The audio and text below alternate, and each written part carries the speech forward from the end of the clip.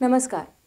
आज आपल्या समोर आहे एक अशी कथा जी आपल्या भविष्याकडे पाहण्याची दृष्टीच बदलू शकते. ही आहे 23 वर्षीय अलेसा कार्सनची, जिने ठरवून घेतलं आहे की ती पहिली माणूस आहे जी जाईल मार्सवर.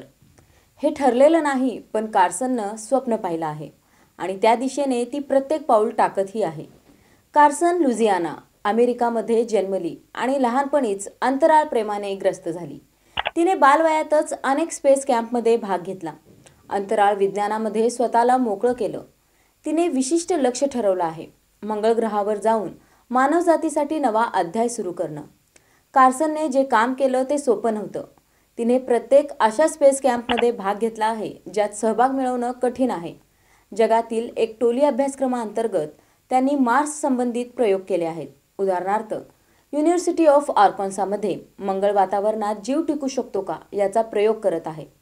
आणि सर्वात महत्त्वाचं ते लक्ष आहे की हा प्रवास पुनरागमन करायचा नाही, असा एकदाचाच प्रवास असू शकतो. असा समज असूनही कार्सनमध्ये भीती नाही. तिचं समर्पण आहे, तिचं धैर्य आहे. स्वप्न कितीही मोठी असली तरी निष्ठा, धैर्य व समर्पण यांचं महत्त्व आहे. दुसरं, तिच्या माध्यमातून तरुण पिढीसाठी एक संदेश जातो. जर तुमचं उद्दिष्ट ठाम असेल, मग अशक्य असं काहीच नाही. तिसरं, तिने आपला प्रवास सामाजिक माध्यमातूनही उघडा ठेवला आहे. आपण अंतराळातील पहिलं पाऊल असा उद्दिष्ट ठेवला आहे. पण त्याचबरोबर आपण शास्त्र, तंत्रज्ञान, महत्त्वाच्या प्रयोगशाळा, विविध देश प्रशिक्षणे अशी कामं करत आहोत हेही दाखवलं आहे. खरं तर अनेक प्रश्न उपस्थित होतात.